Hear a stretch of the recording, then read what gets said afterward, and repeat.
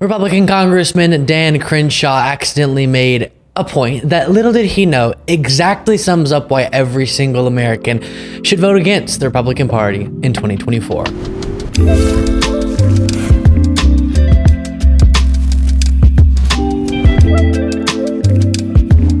As of when I'm recording this video, the Speaker of the House has still not been selected. What we're about to go through relates to the speakership battle, but is fascinating regardless of if this video comes out after they've decided on someone or not. So during a recent interview on CNN, Dan Crenshaw made an admission about his own party that I don't think he realized was so telling about the awful situation the GOP is in. So he's getting asked about what is playing out in the House of Representatives, Republicans' inability as of now to pick a speaker, the historic nature of the moment, the chaos of the moment. And he makes clear that he will be supporting Jim Jordan.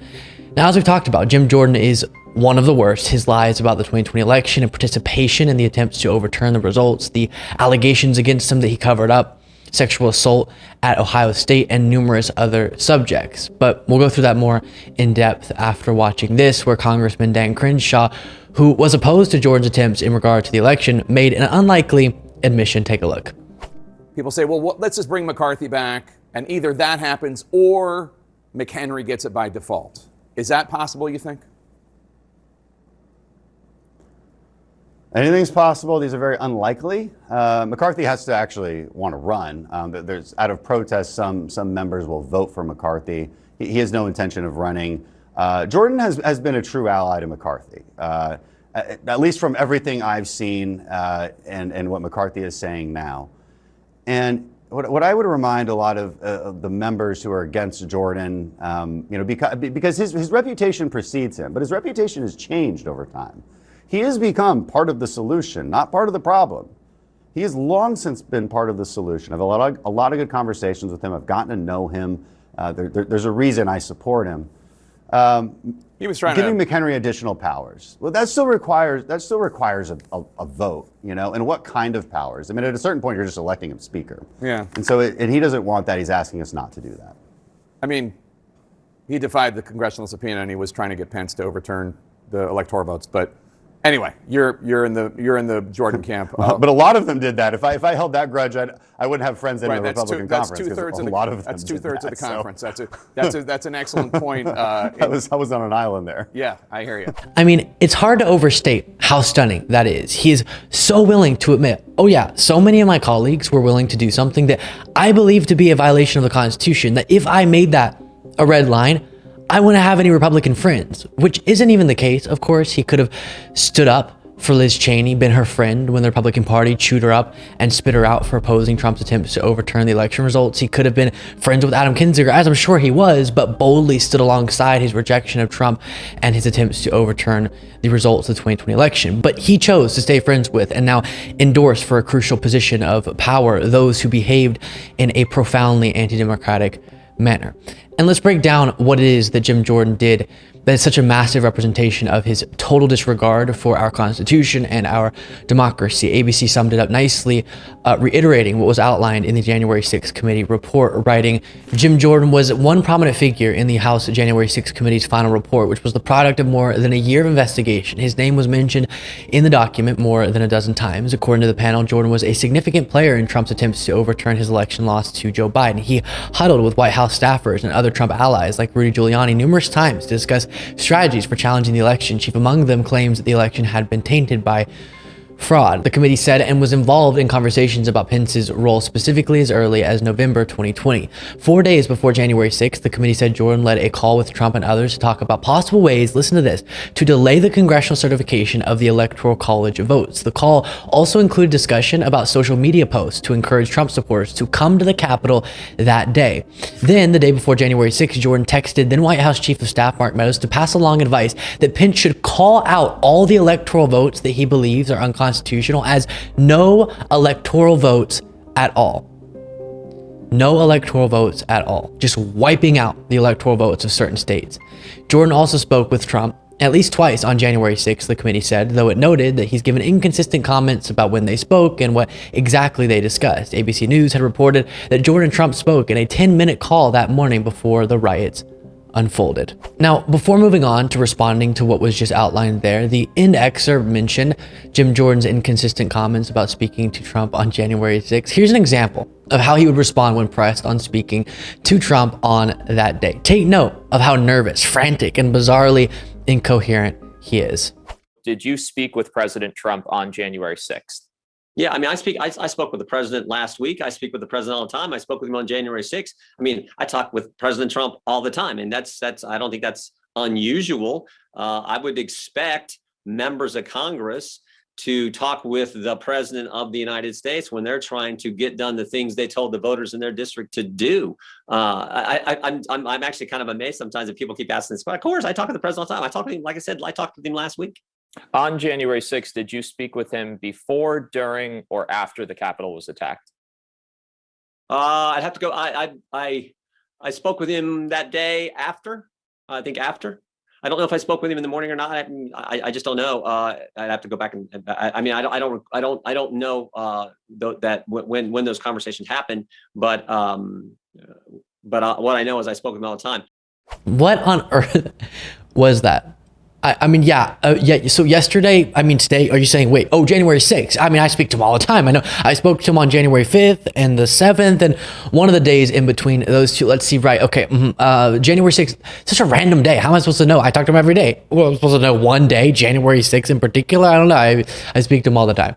Also, why is he standing? Only stand in an interview if you can keep yourself from nervously swaying back and forth as you talk. Now, on the substance, let me make something absolutely clear. Assisting in an attempt to block the electoral count, prevent a lawful governmental proceeding from going as the Constitution demands, install someone the president who did not win the lawful election, that is completely and totally unacceptable. That is a mutually exclusive characteristic with being an effective elected official in a democratic government. Checkbox 1 that we should demand every elected official check is a basic respect for our democracy. Trying to get the vice president to unconstitutionally proclaim that certain states shouldn't have their electors counted, meaning attempting to get one man to disenfranchise millions upon millions of voters because Jim Jordan, Mr. I can't stand still while in the middle of an interview, didn't like the results. That is not something you just look past. That is disqualifying for any elected official, not to mention the Speaker of the House, one of the most powerful. Not to mention the perpetuating of dangerous lies about our election, the series of which we went through in a past video. So dangerous, so dishonest. Jim Jordan did that. The very same lies that fueled January 6th. So, point is, it reveals Dan Crenshaw's lack of principle when he pretends like it's a lighthearted matter, such as a difference in opinion on tax rates or something of the sort, not the basic foundation of our democracy. I've said it many times, I'll say it millions more. It needs to be said much more across the media. Our democracy, its stability, its functionality, belief in our democracy, that is how we decide on every single other policy issue. Meaning we can't debate it out and decide on issues related to abortion rights, guns, healthcare, LGBTQ rights, taxes, etc., if people like Jim Jordan, Donald Trump, and many others deteriorate our democracy.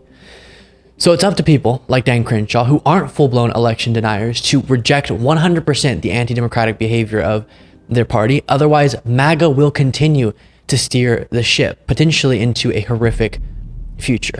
Now, by the way, while we're on the subject of the Republican humiliation going on in Washington, D.C., again, even if this video comes out after they've selected a speaker, the talking point that I wanted to discuss that has been driving me the most crazy over recent days goes something like this from Republicans. The chaos among our conference is actually Joe Biden's fault.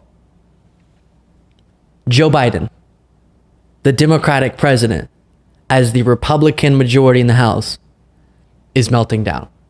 Doesn't make sense to me, but here's an example of this from Republican Congressman Keith Self.